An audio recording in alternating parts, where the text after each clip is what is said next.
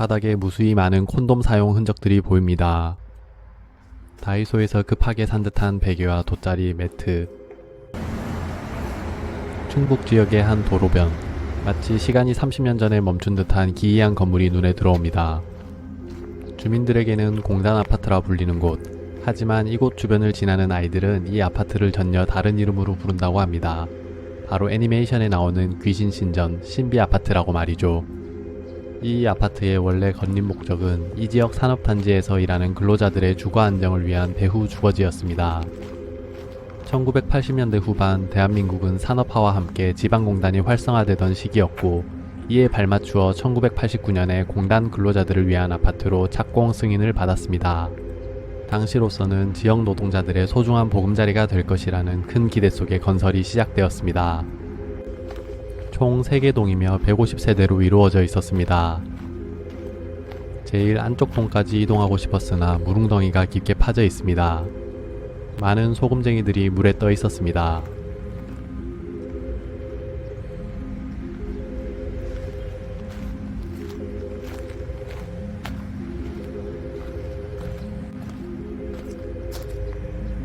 아무래도 이쪽은 힘들고 반대쪽으로 진입해 보겠습니다.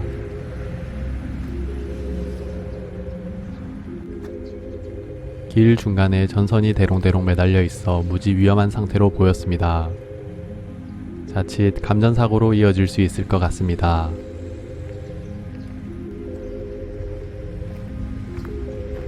비극은 너무나 빨리 찾아왔습니다. 착공한 지 채 1년도 지나지 않은 1990년, 시행사와 시공사가 자금난을 견디지 못하고 부도를 맞게 됩니다. 건물의 뼈대와 외벽 등 기본 골조만 간신히 올라간 상태에서 모든 공사가 전면 중단되었습니다. 보통 아파트가 완공되면 준공 승인을 받아야 법적으로 사람이 살 수 있는 건물이 되는데, 이 아파트는 공정률을 다 채우지 못해 미준공 건축물 상태로 정지되었습니다. 중간에 가운데 집에는 이불이 널려 있는 것으로 보아 사람이 거주하는 걸로 추정이 됩니다. 건설사는 망했지만 건물과 땅을 둘러싼 법적 권리 관계는 복잡하게 얽히기 시작했습니다. 유치권을 주장하는 사람들, 돈을 받지 못한 하청업체들, 토지 소유주 간의 소송이 얽히면서 그 누구도 건물을 허물거나 다시 지을 수 없는 사각지대에 누웠습니다. 사람이 살지 않아 보이는 라인으로 한번 내부로 진입해 보겠습니다. 지하에는 타이어와 폐기물들이 잔뜩 쌓여 있습니다. 이 과정에서 갈 곳이 없거나 주거 비용을 감당하기 어려웠던 사회적 취약계층 주민들이 하나둘씩 공실에 무단으로 들어와 살기 시작했습니다. 수도나 전기가 정상적으로 공급되지 않거나 가스통을 위태롭게 연결해 써야 하는 열악한 환경이었지만, 단속할 관리 주체마저 없다 보니 누군가에게는 마지막 보금자리가 되었던 것입니다. 한때는 더 많은 세대가 살았으나 건물이 노후화되면서 현재는 약 4세대 정도만 남게 되었습니다. 어린이도 살았던 것인지 세발 자전거가 방치되어 있습니다. 집의 크기는 약 15에서 18평 정도로 추정이 됩니다.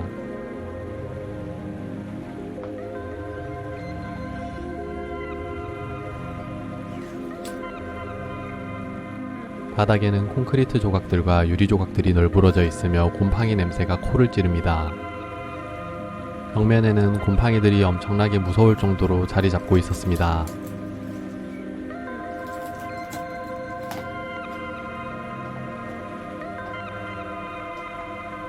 화장실은 1평 남짓 정도로 매우 작았습니다. 2층으로 올라가 보겠습니다. 2층으로 올라가는 길, 상당히 많은 거미줄이 저를 반겨주었습니다.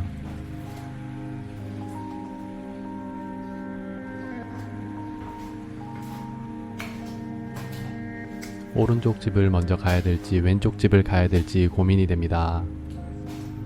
왼쪽 집으로 들어가 보겠습니다.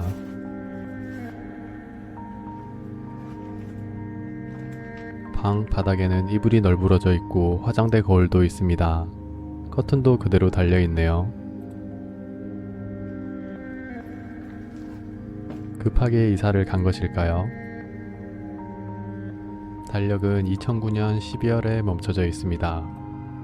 2010년 새해를 맞이할 준비를 하며 새 달력을 걸어놓은 것이 무언가 쓸쓸합니다.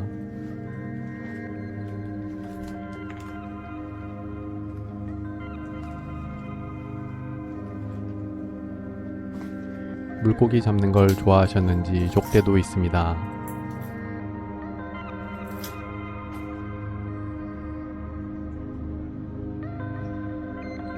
벽면으로는 벽돌에 뼈대가 보이며 세탁기를 버리고 간 집이 참 많았는데 세탁기는 사다리 차를 불러야 되다 보니 비용 문제로 버리고 간 집들이 많은 것 같습니다.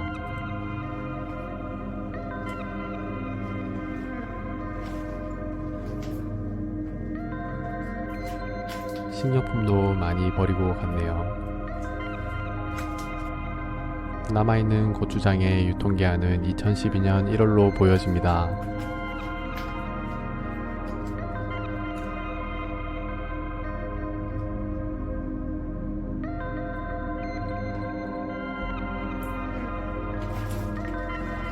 뒷베란다로 나가보면 기름 보일러통이 보입니다. 여기는 준공을 받지 못해 도시가스 같은 정상적인 난방 인프라가 전혀 들어오지 않았기 때문에 오랫동안 연탄이나 기름 보일러를 개별적으로 설치해 난방을 해결해 왔다고 합니다. 다시 위층으로 올라가 보겠습니다. 전날 비가 와서 그런지 어디선가 물이 계속 뚝뚝 떨어지며 바닥이 물로 흥건합니다. 이번 층은 다소 지저분하거나 충격적인 장면이 나올 수 있으니 시청에 유의하여 주시기 바랍니다.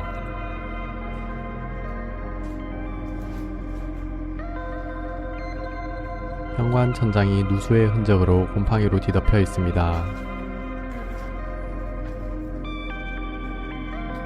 문이 닫혀 있으면 문을 열기가 꺼려집니다.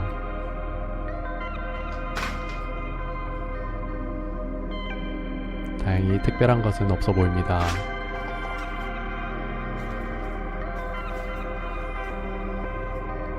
림스 치킨 전단지가 보이네요. 림스 치킨이라고 아시나요? 우리나라 최초의 후라이드 치킨집이라고 합니다. 이 방은 어린아이가 썼던 방인지 벽면에 어린이들이 보는 교육 벽보 같은 것들이 많이 붙어 있습니다. 이상한 점들이 있네요. 누군가 최근까지 이곳을 드나든 게 분명한 흔적들, 다이소에서 급하게 산 듯한 베개와 돗자리와 매트, 그리고 바닥에 뒹구는 수많은 콘돔들. 이 방에선 누군가 지속적으로 오며 가며 무언가를 하고 있다는 게 느껴졌습니다. 어림잡아 본 사용 콘돔 흔적들은 10개가 넘었습니다.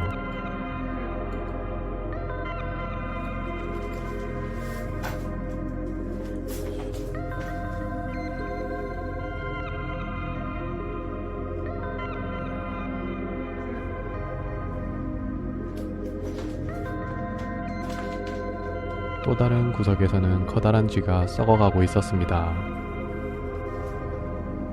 다이소에서 산 퍼즐 매트, 그 위에 깔아놓은 깨끗한 돗자리와 베개, 그리고 수많은 콘돔들. 누군가 분명 여기를 드나들며 일탈의 공간으로 사용하고 있는 게 분명했습니다. 위생적인 문제가 걱정이 됩니다. 충격적인 장면을 뒤로하고 다시 위층으로 올라가 보겠습니다.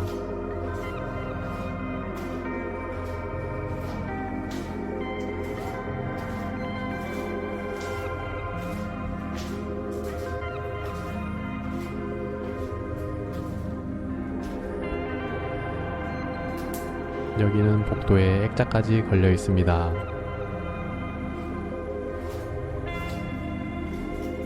이 집도 특별한 건 보이지 않습니다.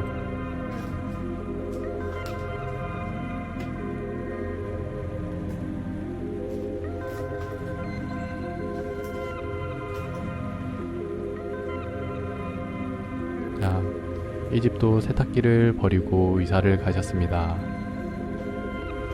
이쯤 되면 이사를 왔을 때는 세탁기를 어떻게 옮겼는지 궁금합니다. 이제 마지막 층인 5층으로 올라가 보겠습니다. 5층으로 올라가는 계단에는 유난히도 생활용품과 폐기물들이 많았습니다. 바닥에는 초록색 이끼들도 유난히 많이 있네요. 이 꼭대기 집은 곰팡이가 너무나도 심한 집이었습니다. 위에가 옥상이라 방수가 잘 안되었던 건지 정말 귀신의 집 같았습니다. 역시나 장롱도 세탁기처럼 커다란 가구라 그런지 다 버리고 떠나셨습니다.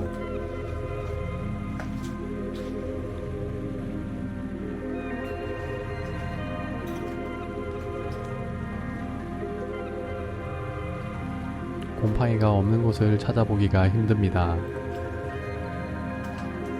반대쪽 집으로 가보겠습니다.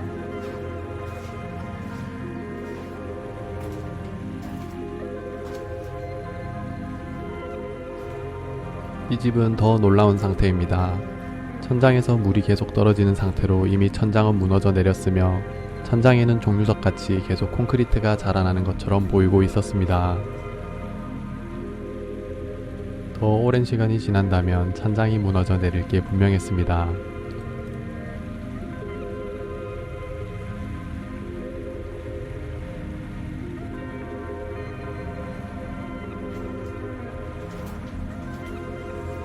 이 방엔 특이하게 칼과 망치 등 누군가의 공구가 가득 든 통이 있었는데 굉장히 무서운 기분이 들었습니다.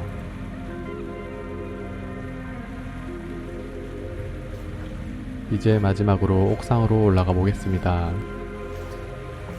옥상으로 가는 문이 열려져 있는지는 잘 모르겠습니다. 바닥은 상당히 미끄러운 상태였습니다.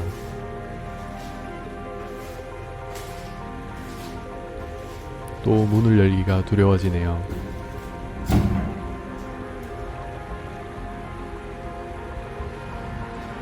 밖으로 나가보겠습니다.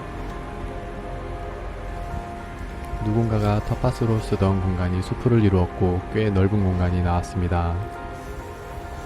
숨막히는 내부를 지나 겨우 옥상에 도착하니 한결 마음이 놓였습니다.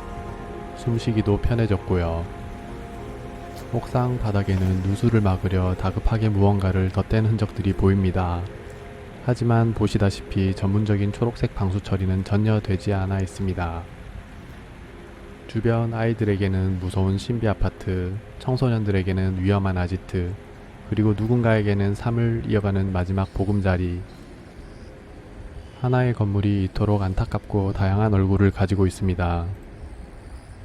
다행히 최근 이 부지를 정리하고 새로운 민간 아파트를 짓기 위한 행정 절차가 논의 중이라고 합니다.